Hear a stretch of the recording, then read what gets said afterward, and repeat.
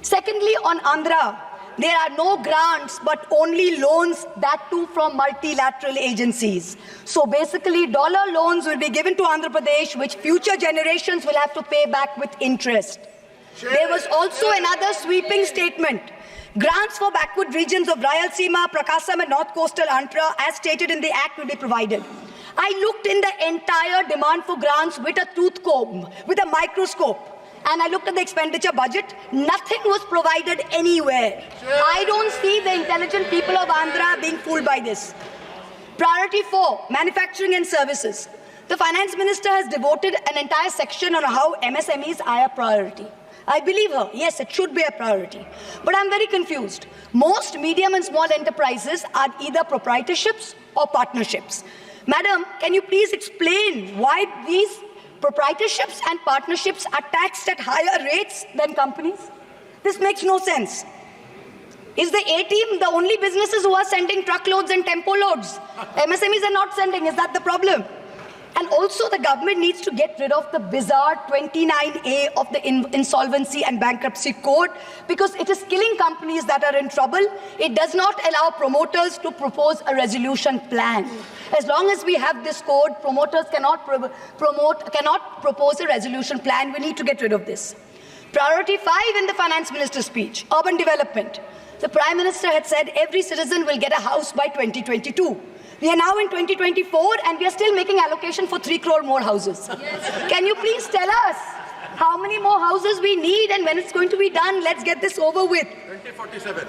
Priority 6, energy security. The less I speak about this, the better it is. Energy security is security for best friends. It's created by allowing best friends to import low-grade quality coal, mark it up as high-grade quality coal, and sell it to state development corporations at the cost of the country's environment, at the cost of the health of our citizens. Priority 7, the finance minister said, was infrastructure. She announced in a true style of Shagun that she's gifting the nation 1,11,111 crores. 111,111. This is flat on last year. Sadly, most of this will go towards crony capitalists. You'll make roads that have potholes, you'll have airports that leak, you will have bridges that fall out, and the taxpayer will pay for this. The budget speaks of private sector participation. But remember one thing, they bid out 6 airports to one company for a fee to be paid by the government. Then they created a policy that allows the regulator to keep increasing the user development fee. So actually, it's the flying public of India that are paying for this. Priority 8. Innovation, research and development. Grand words. These are just grand words. The finance minister seems to have forgotten that most entrepreneurs register their product and software IPs in foreign countries like the US, since IP registration system for patents is a complete failure in our country. Unless you fix patent registration, this is not going to happen. The last priority she talks about is next generation reforms. This is also another Jamla. She says, I propose to earmark a significant part of a 50-year interest-free loan for competitive federalism. So this is double speak. We'll keep this money in our pocket, see through our Jumla and they make a big fuss. We'll have some additional funds to keep them happy and to keep the government going.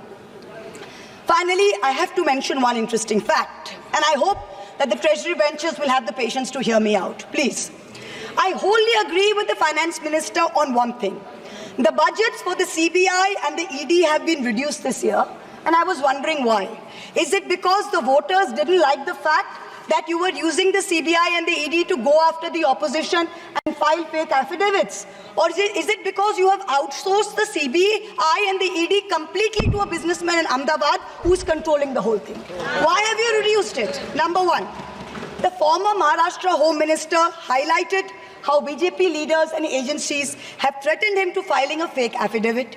In the case of Sandesh Khali in West Bengal, the women have confirmed on video that BJP leaders forced them to file fake statements. Similarly, I'm told in my matter, was 16, 2023, got my friend to his office in Ahmedabad and threatened him with dire consequences to file a fake affidavit.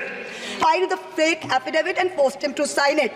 Even today, every mid-level official calls mid-level officials in the CBI and says 161 statement change कराइए, आपका sir को बुलाइए, madam के against में statement दीजिए. I am telling the CBI via you, madam, please take a 164 statement once and for all. Don't keep calling back people to change 161 statements to implicate me. It's going to get you nowhere. Let us reduce the CBI and the ED budget to zero. Let us, Mr. Adani, pay the full 1,500 crores. Let us outsource it completely to him. End of story. In short, this Kursi Bajao budget is a desperate attempt by the government to stick its head in the sand and act like that the mandate of 2024 never happened. But the coming days are going to prove the instability of this government and the inefficacy of its economic policy. We wait for that day. Thank you very much, madam. Thank you. माननीय सदस्य member has made specific allegation against the government and the particular business house, and she has been tortured like anything. The matter may be referred to the privilege committee. Suo privilege committee has to take action on this. Because very serious allegation. A member of parliament is being tortured by a business house, and still it is being doing. That has to be looked into by the privilege committee. The privilege of सभापति महोदया, ये जिस case के बारे में जिक्र कर रही हैं, वो लोकपाल पर मेरा केस है। मेरा केस है, मैंने कंप्लेन किया है, मेरे कंप्लेन पर वो केस है।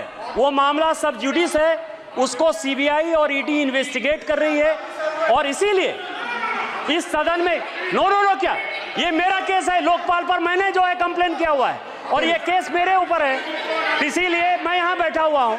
ये कुछ भी हो रहा है तो दरअसल हीरानंदानी को यदि हिम्मत है, जिसके बारे में ये बात कर रही है, उसको हिंदुस्तान में आके सीबीआई उसको बुला रही है, वो आ क्यों नहीं रहा है? माननीय सदस्य श्री अरुण नेहरू जी।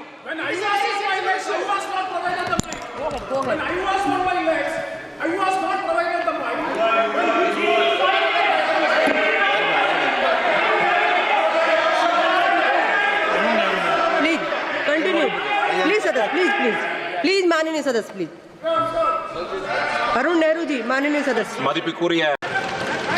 माननीय सदस्य member has made specific allegation against the government and the particular business house, and she has been tortured like anything. The matter may be referred to the privilege committee. Suo privilege committee has to take action on this. Because very serious allegation. A member of parliament is being tortured by a business house, and still it is being doing. That has to be looked into by the privilege committee. The privilege of सभापति महोदया, ये जिस case के बारे में जिक्र कर रही हैं, वो लोकपाल पर मेरा केस है। मेरा केस है, मैंने कंप्लेन किया है, मेरे कंप्लेन पर वो केस है।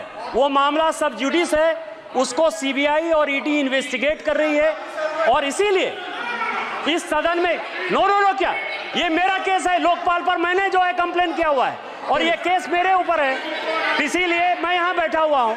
ये कुछ भी हो रहा है तो दरअसल हीरानंदानी को यदि हिम्मत है, जिसके बारे में ये बात कर रही है, उसको हिंदुस्तान में आके सीबीआई उसको बुला रही है, वो आ क्यों नहीं रहा है?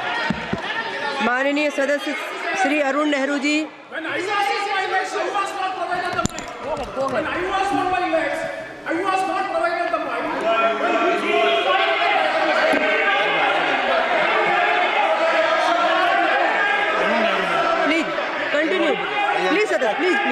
प्लीज माननीय सदस्य, प्लीज अरुण नेहरू जी, माननीय सदस्य।